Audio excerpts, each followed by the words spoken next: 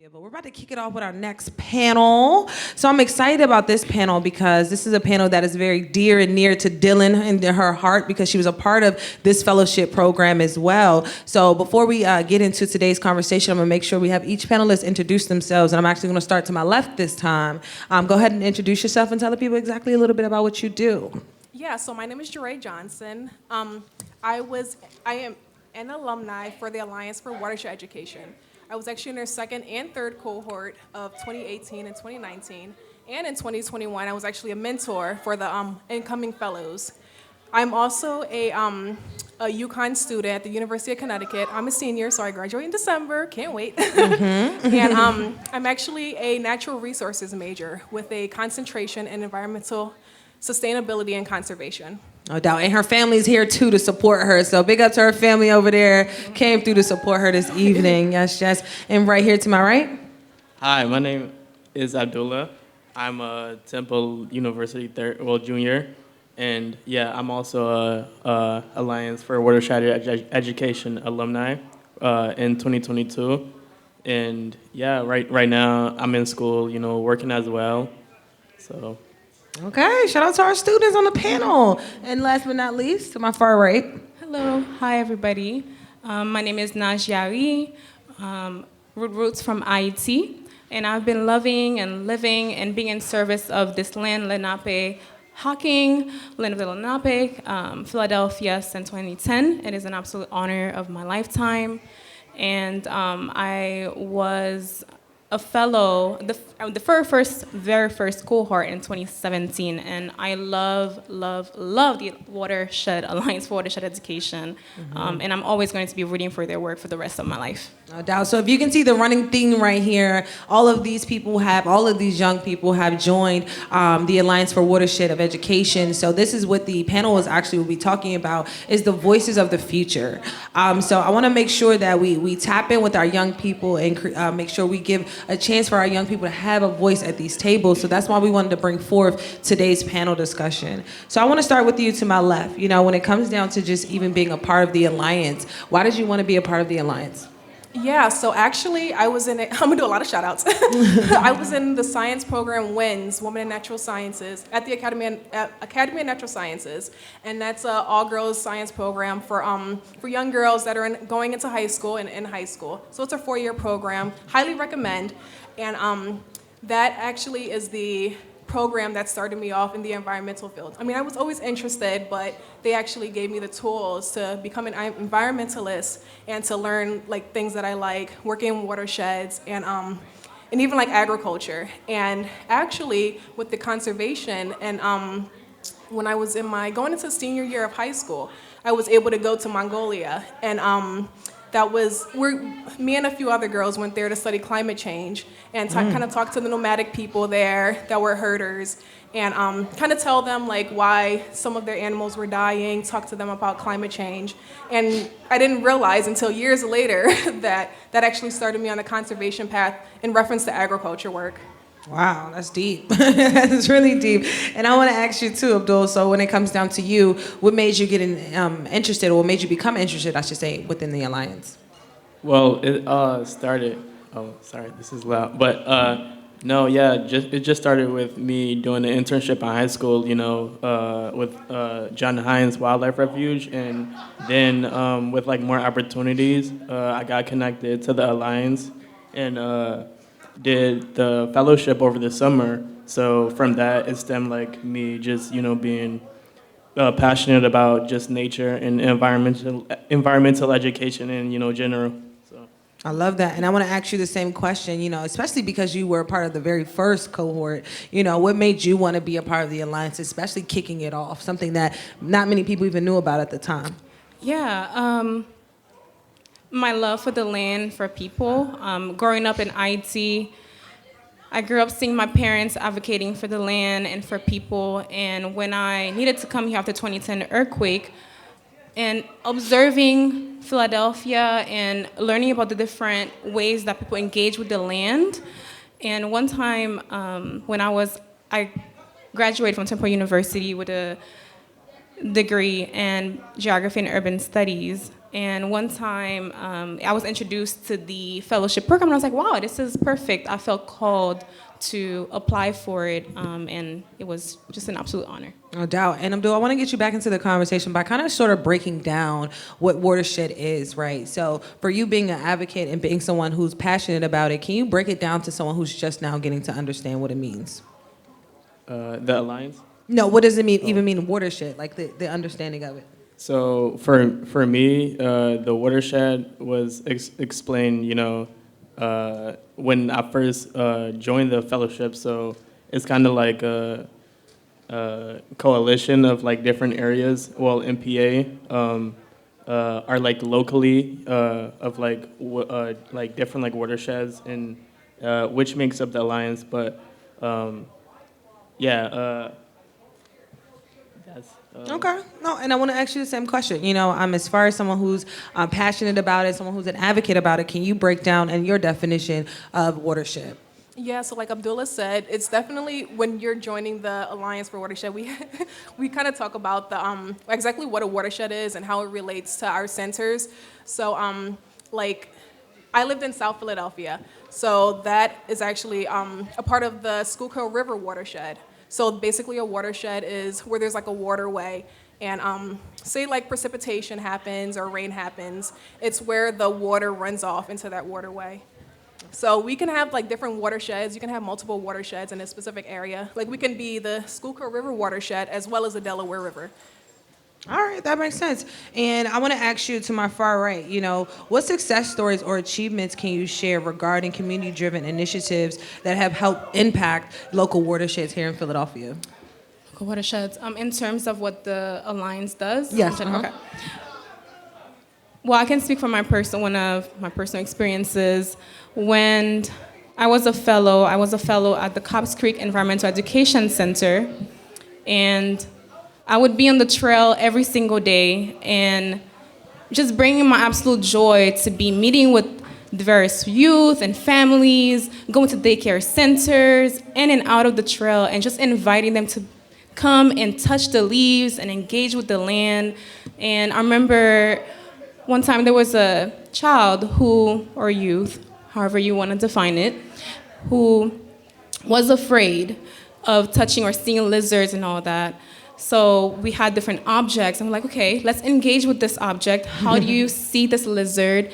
And seeing their fear and helping them overcome it by saying, it is okay. It is okay to be fearful, and one step at a time, you can overcome it.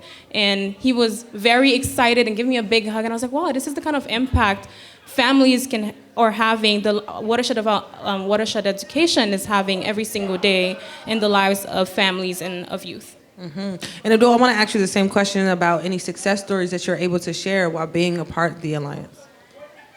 Yeah, so, well, I was a fellow at Cobbs Creek as well in 2022. So just being there and, for my capstone project all fellows have to make at the end of the year, or at the end of the fellowship, just seeing that progress, and afterwards, and then during my time as well, went really well for me. Just with, my capstone project was about just getting more people to the center, so community engagement, seeing what works for it, posters, Instagram, or different social media outlets, seeing what works best, and just seeing that being successful was really important for me. I'm also a communications major, so that I use some what I learned in school just to help that center when I was there. So I'm with that. And I want to get into a little bit of more climate change questions, some environmental justice questions. And I want to start here with you. When it comes down to climate change, can you elaborate on the impact that climate change actually has on our local watersheds here in the city of Philadelphia? And can you address some of the challenges that we can actually face as community residents? Yeah, so what people think of with climate change, we often think of how it affects us nationally, how it affects other people nationally. We can hear in India, there are floods or even droughts, but we actually have that same stuff here in our communities.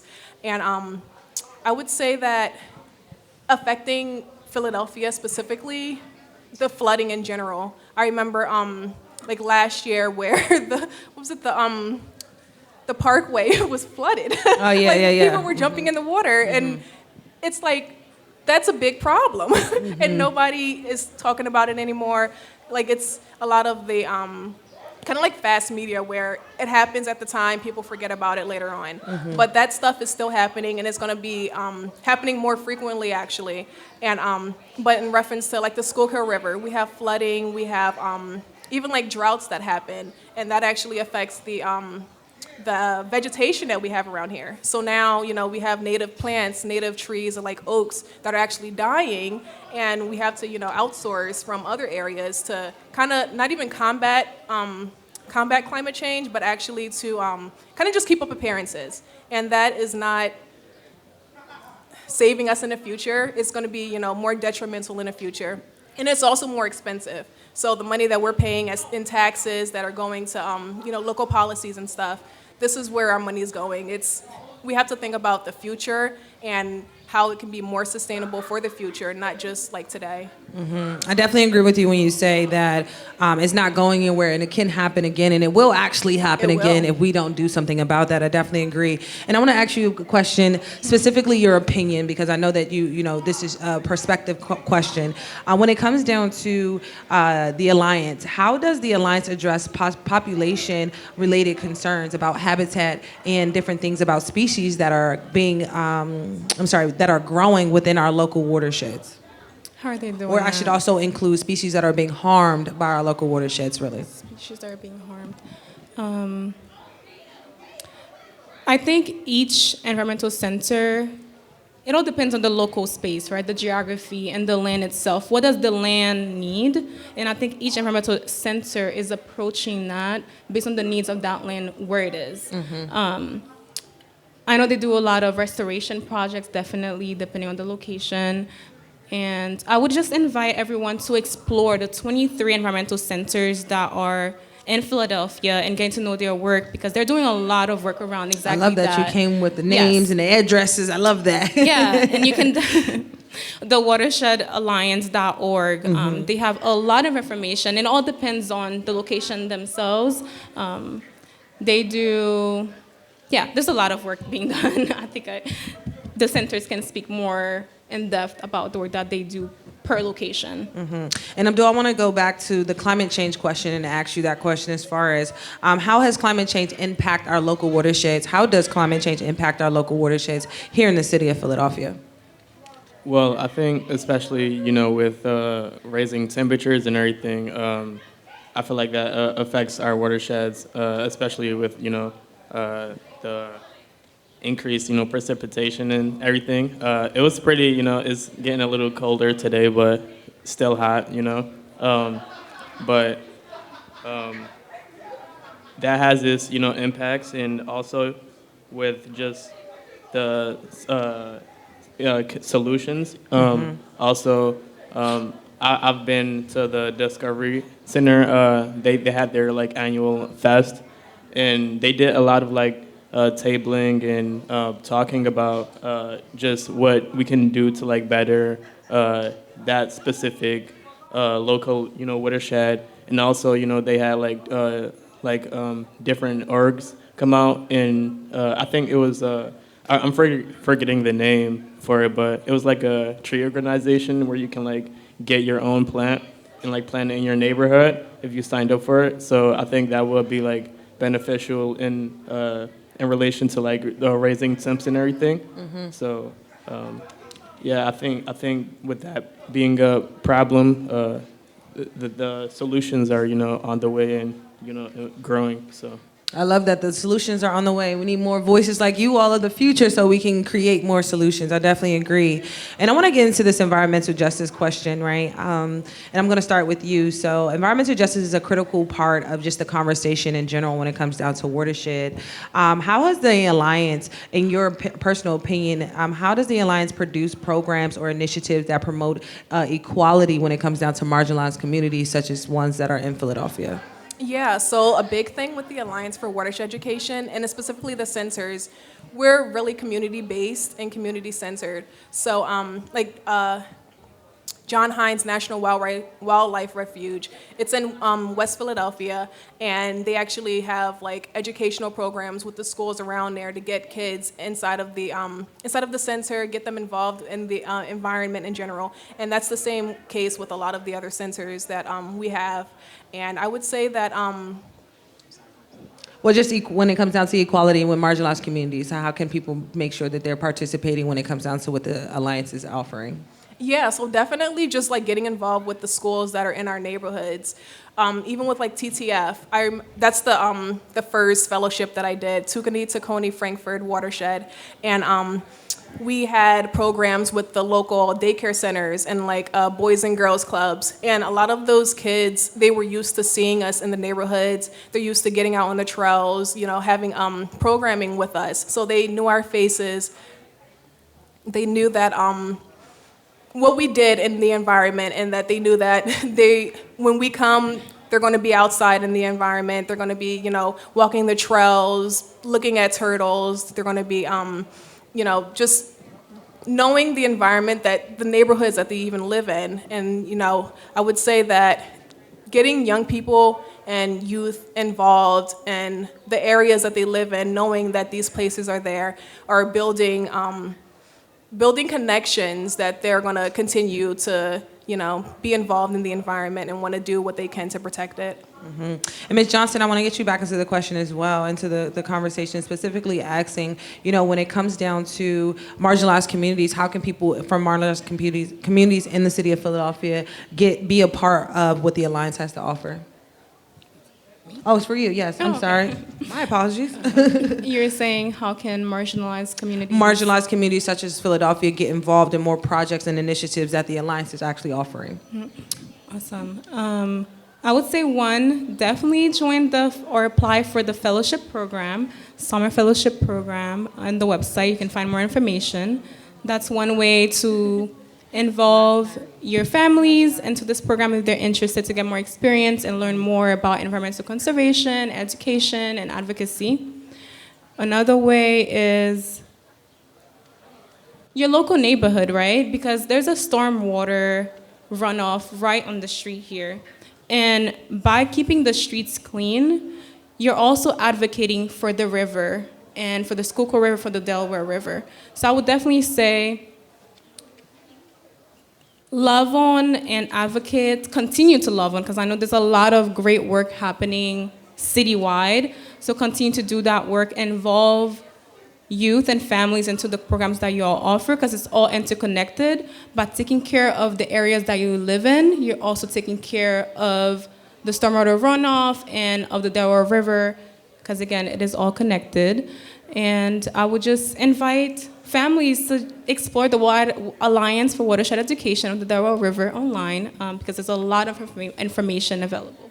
I like that. And Abdul, I want to ask you another question, you know, specifically about how we can bridge the generation gap. You know, when it comes down to just the conversation of eco-justice in general, it's brand new to some people, you know. They're like, eco-friendly, greenery, like what is that all about? So just in your opinion, how can we bridge the generation gap from people or young people such as yourself who are excited about a greener Philadelphia or just excited about our greener planet with people who are just now becoming familiar with the terminology?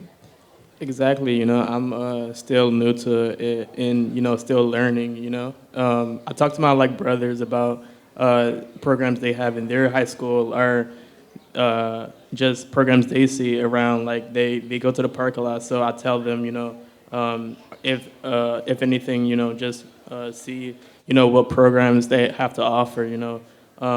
You know, I tell them a lot about, you know, what I'd do, like my internships and everything, so I feel like, you know, just talking with your family, talking with, you know, friends, word of mouth, you know, just getting that around, I feel like, you know, will help the next generation, you know, learn a lot more and be more interested in just, you know, greener, you know, greener spaces and everything. So I feel like that's an important thing.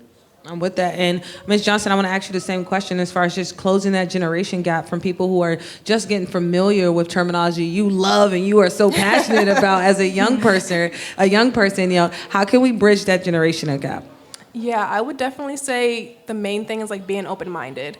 Like, I include my family in a lot of the things that I do when I'm going to visiting farms or going to different centers. Like even like this, like spaces in the areas that we live in that are accessible to anyone. So definitely, you know, opening your mind to green spaces, opening your mind to like say your child has an interest in the environment or your child has an interest of things that you have no idea about, even if it's like technology or something, kind of fostering that and, you know, pointing them in the right directions of programs. Like I was so grateful that I was able to learn about the Women in Natural Sciences program. And, you know, I was the only one in my family interested in the environment, the only person that actually wanted to do something like long lasting with that. And my family was like, you know, this is going to be good for you. Give it a try. And definitely, like, even if they don't know anything about it, because me being interested in that will end up later on they'll be interested in that, and it can benefit anyone. It's definitely like being open-minded and, you know, fostering that different thinking that maybe they can teach you something else about it. Oh, Jao, I appreciate that. I believe in that. I think that keeping an open mind and wanting to learn new things, being acceptable to new things, it really would help to close the generation gap. And I think that we all want the same thing. You know, our aunts and our grandmas, and they out there in the garden as well. We just want to help them a little bit along the way to understand the process of what they're actually doing when they are in the gardens at the same time. So I agree with you on that. And I want to get you to my next question on my far right. You know, when it comes down to the youth, right? How can we get more youth engaged as far as using technology? I'm glad that you brought up that word, because technology is such a vital, pivotal piece of growing in education. So when it comes down to like virtual realities, interactive apps to enhance growth and environmental justice, how can we use technology as a helping tool to help us gain more information, in your opinion? Well, there's multiple perspectives to this. I think one, families who do not have access to technology or who do not know how to use technology needs people to learn how to use it.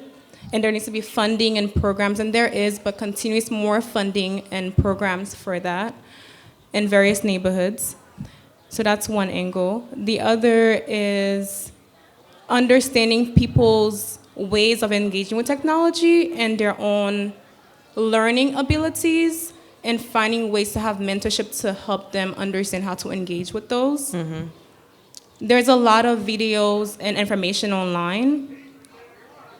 YouTube has plenty of information. There's definitely a lot of templates and brochures online for people to learn more, and diverse websites, including with the Alliance for Watershed Education of the Delaware River. And I would also say, also, when you go to the Alliance for Watershed Education Centers, the various 23 environmental education centers in the city, they find ways to engage the youth with interactive, I think, who is saying that? In Pocono's Environmental Education Center, for example, they have interactive maps or digital information for the youth to engage with those. Awesome. In addition to engaging them with the land, touching the land and leaves, and just using both ways of learning as well. I love that. I'm actually a more, tangible kind of hands-on kind of learner as well. But, this next generation that's coming up under us, they're hands-on with technology. They want the technology right in front of them. And I want to ask you the same question, using virtual realities and interactive apps to actually enhance education when it comes down to eco-justice. How do you see that actually helping the next generation, Abdul? So well, I don't know too much about virtual reality or VR, but with technology in general, I feel like it could be a big asset to, the new generation with them like learning with in the environmental field. I was a library kid, so I was at the library a lot, and just with the people there, they like taught me how to. Like if I had a problem with the internet or anything, they, help me out with that. So, I mean, especially, if you don't have access to, internet service at home or just there at the library, I feel like you can use the technology there to be more engaged in the environmental field, or just learning more about that. I feel like especially just with new technology coming out, it'll better kids finding different ways to stay engaged and stay on top of just the environment as a whole. So Yes, for sure. I would love to ask. Oh, so yes, like you were saying, a lot of people use technology these days, right? And there's a lot of creatives out there. So how do we engage creative ways of engaging the youth and families and people of all ages? For example, you could use song to tell a story about what the environment means and engaging them in a poetry context about what does it mean for you, right? Another way is through clothing, inviting, there's so many ways to use your imagination through technology or invite them to have conversations with you online. To bring in that component to it, I think. No doubt. You're actually in my head, because that leads to my next question as far as the creative community. And I want to ask you, Ms. Johnson, when it comes down to the creative community, they often bring a fresh perspective, a lighter perspective to any type of problems or complex issues that are going on. So how would you say utilizing the creative community can actually help within what the Alliance has going on, or just your opinion in general? How can it help? Yeah, so that's actually a great question. I know that the one of our centers in Delaware, the Delaware Environmental Education Center, DEEC, they actually work with Lenape-Hawken, and Awesome. they have artists there that actually make use of, say we have invasive Phragmites, which is a type of grass, and it's usually in wetlands. So we have actually had artists take different parts of the environment, such as the Phragmites, create like different sculptures, create just art in general along the trails that people can help them actually create this art and learn different ways on how to make use of these plants that we kind of should get rid of. And I would say that I mean, it's useful, but and including like TTF, Tukani Takoni Frankfurt, we've had artists come out and make kind of like outlines on the along the trail of different animals that we may see along the trail, and people can actually help paint them and help make murals of just different aspects of the environment that we see. So definitely there is space for artists. Like everything is intersectional. So we can have, artists, we can have creatives that are interested in the environment, interested in, being out in the communities that they've lived in all their life, and kind of want to make it greener, kind of want to make it more beautiful in reference to murals in general. So definitely there's space for creatives. I love that. And I want to just stay on topic a little bit about what you said, because I kind of asked this question about intersectionality in the last panel. Mm-hmm. And I want to kind of ask you the same question about intersectionality. Like, what role do you see intersectionality playing when it comes to just this fight, when it comes to environmental justice? Yeah, so when we think of environmental justice, we kind of like disconnect ourselves, like, we're in the environment, but what can I do in reference to environmental justice? But environmental justice is also a part of social justice. That's real. And when we say that, like the problems that we're having in the city of Philadelphia in reference to high temperatures rising and in reference to flooding, that's a social justice as well as an environmental justice. Because what are the communities that these are affecting most? It's the communities that don't have the same resources as other communities, and it's, it's all definitely interconnected, and we have to think of it as interconnected, because when you have resources towards environmental justice, a lot of the times they don't include the communities that are in these, or how the communities are being affected by climate change, being affected by environmental problems, and that's also a social justice problem as well. No doubt. And I want to give you both the time to answer that question as well. And Abdul, I'm going to start with you. As far as intersectionality, how do you see intersectionality playing a big part in this fight when it comes to eco-justice, environmental justice? may you define intersectional? So intersectionality can be it can be broken down between race, gender, sex, wealth, like capitalism at the same time. So it can be broken down into the space of how can these particular sections be either counted in or counted out when it comes to a fight or finding solutions. Okay. I try to make sure I broke it down as easy as possible. Did I do it right? Yeah, so kind of like intersectionality, it's taking two completely different things, but it's how they're connected. So like in reference to social justice and environmental justice, people think of them as separate, but they're actually the same same thing. Mhm. Yeah. And it's affecting the same people, whether Yeah. they're black, whether they're brown, whether they are rich, whether they're poor, Yeah. whether they're in 19151 or whether they're in 19139. That makes sense, Abdul? Yeah. Okay. Maybe. So how do you see intersectionality playing a role in this fight of eco-justice? Well, it's definitely, with just talking about eco-justice, making the playing field, fair for everyone and giving everyone the, opportunities or, tools needed to, have that space to, if they wanted to, they could, it being there. So I feel like just with, especially just with spaces needing to, tools, give tools to people in community centers. I know especially schools around my community especially, I don't see as many, tools, being handed to people that what make them think about, being interested in, anything environmentally related. So that with that being one of them, I feel like that would be, help a lot. No doubt. Thank you for your answer, and I'm going to give you a chance to answer too.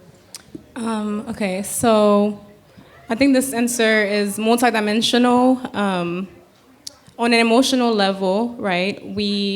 Everybody experiences their own lived experiences and ways of understanding the world. It is important for us to continue to welcome, give space for us ourselves, within us, to give space for that narrative to empower and to say that it belongs here, to give it space to coexist in a land, in a given space, and for one another to do the same for each other. I think that's one layer.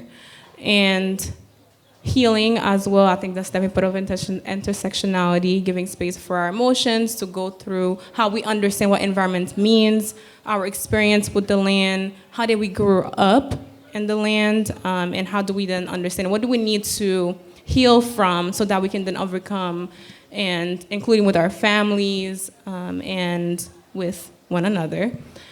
On a physical level, I think it touches on every layer for me.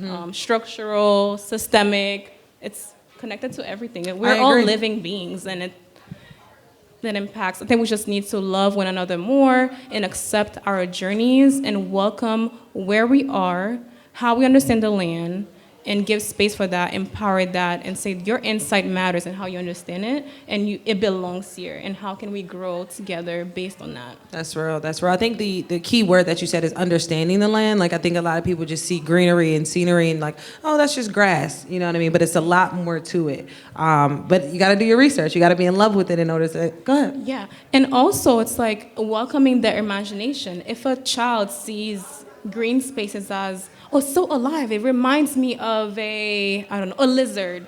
Giving space for that, because it is important. It is their own ways of viewing what grass looks like. And you can maybe say, oh, how about you paint that? Or how would that look like? Or just engaging the imagination of youth and of people and bringing that back within ourselves. We have that inside of us. We each are so insightful. We each I'm just very passionate about this. But yeah, it's just really important.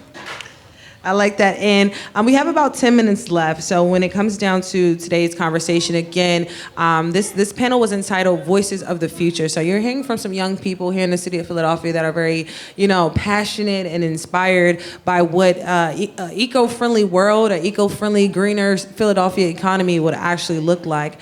And I want to ask you all the same question as we get into our last 10 minutes about just access, right? We talked about land. We talked about what it means to understand the land, but just having access to it. Just talk a little bit about that on a surface level, your thoughts of just having access to the land as Black and brown people. Yeah, so this question actually brings me back to TTF. And we had trails, different trail entryways all along the watershed and all along the trail. And with me being a trail ambassador, that was my fellowship title. And me and some of the other fellows or other coworkers had to walk all along the up and down the trail every day. We're constantly interacting with the people that frequent the trail. We're constantly, seeing people swim in the creek, which is not good. And seeing. Talking about swimming in Cobb's Creek, that's crazy. Yeah, and it's like this is how they interact with the environment there. But we also. Walking along the trail, we've seen a lot of dumping. We've seen a lot of animals left out there. We've seen a lot of even ATV driving and dirt bike riding. That actually is very detrimental to the environment there. And I would say that. No, when it just comes down to access, as Black and brown people, in general, the idea, the encompassing of having access to the land. Yeah, so as we're walking down the trail, we have to constantly clean up this stuff. And when you want to be involved in the environment, when you're hey, I didn't know that this area was here, let me give it a try, take my family out, and you see litter like that, and it kind of makes their experience not a good one. And that's how they're going to continue to see the environment and see these spaces as that. So I would say that since we have have a bunch of green spaces there, since we have the different environmentals across, Philadelphia, New Jersey, Delaware, it's getting people out there. But we kind of want to see it as a good space to be in. So since these areas are so close to these neighborhoods and stuff, I would say that making the space acceptable, or not even acceptable, but making it clean and making it a place that we actually want to be in will actually increase accessibility. I love it, and I want to ask you the same thing. When it comes down to access, what's your thoughts that you would just give, as far as perspective with Black and brown people having access to land? Well, yeah, just more opportunities and getting in the know. I feel just with me personally, having access to different green spaces. When I look back on my experiences with them, I didn't really know where to find them, or just I didn't have any thought about them because they weren't presented to me. So just more. I feel more marketing is a big part of it. Just in communities where you live, posters helps a lot. Just with eventing going on in these green spaces, definitely, reaches out to that community and young people, see them as well, when they're going to school or, going to the park and everything. Yeah, just, I look at it like that, just, marketing, pushes the access or pushes the reach to a lot of people. I agree with that, because if you don't know, you can't do better if you don't know better. I definitely agree with you. And I want to ask you the same question. When it comes down to access for Black and brown people or people who are a part of marginalized communities, what's some thoughts or perspectives you would share with that? Yeah, I just got really excited because I was hearing the birds right now. Oh yeah, I can hear them birds, too. Right? So the land, we are on the land right now. You can engage with the land exactly where you are. We're in the present moment. We're on the specific land right now. We can honor that land. We can honor the neighborhood that we live in, where we get to, live with our families. Look at the trees. Take a moment to listen to the birds. That is a form of access, right? Giving yourself the permission to say, I have access. This is where I am right now. I love that. Let me take it in. Let me honor that. So I think one angle is seeing your neighborhood and valuing it, taking care of it, and saying, I have things around me. Here are birds passing by right now. How can I take it in? Look at the sky. Look at the land around you. So that's one angle. And inviting your families and children to do the same. Yeah, so it's all around. And then the other one is, in terms of access, when you were asking that, it's I think one way is just people knowing that it exists, because these 23 environmental centers are open. You can go visit. You have access to go there, right? Though that I know that is layered because you need to go take the bus, and do you have the fare to go take the bus and go there, or it is all very complex, right? Because it's all about equity. But the fact to know that you can. These spaces you're welcome there. I think that also helps with the narrative shifting. No doubt, man. I need us to give it up for the voices of the future. Let's make some noise for the voices of the future.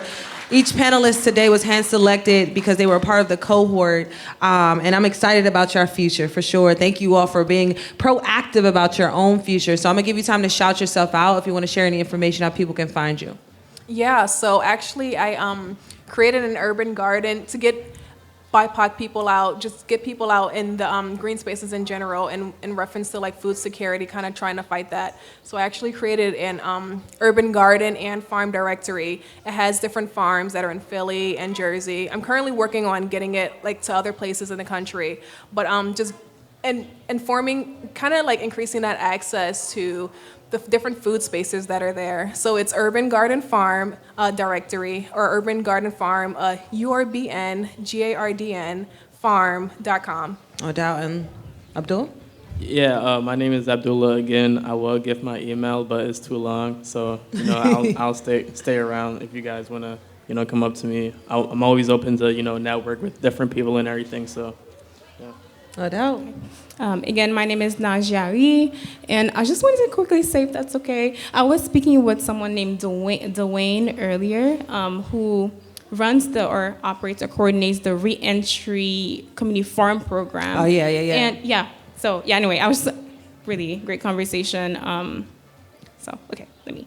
So I say that because, it's not far from here, and people who live here can, check it out too.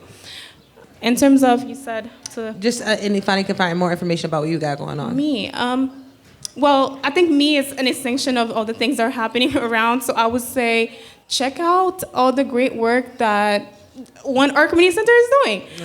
Check out all the work that WURD Radio is doing. And there's a lot of information. For example, early in the panel, someone was speaking about businesses and being able to... have access to that. So there is also, I have so many information in my head about all the great things happening in the city. I know you said, okay, probably have. I know you're good. Thank you again, man. Clap it up one more time. Let's make some noise for the voices of the future. Big shout out to the Alliance for Watershed of Education for helping us to curate today's panel. We appreciate you. We're about to kick it back again to Tanya Pendleton live on 900 AM WRD, 96.1 FM WURD Radio. If you are here in person with us at Our Community Center, we appreciate you. We got some workshops going on in the back. We got a live painting going on right now by Exhibit A Art Design right here in front of us. Our food line is definitely open. As you can see, people are making their ways to the food. So we appreciate you all for coming in person and celebrating ecoFEST here with us right here at Our Community Center in West Philadelphia. Make some noise for yourselves too. Whoop, whoop, whoop, whoop. Shout out to WRD.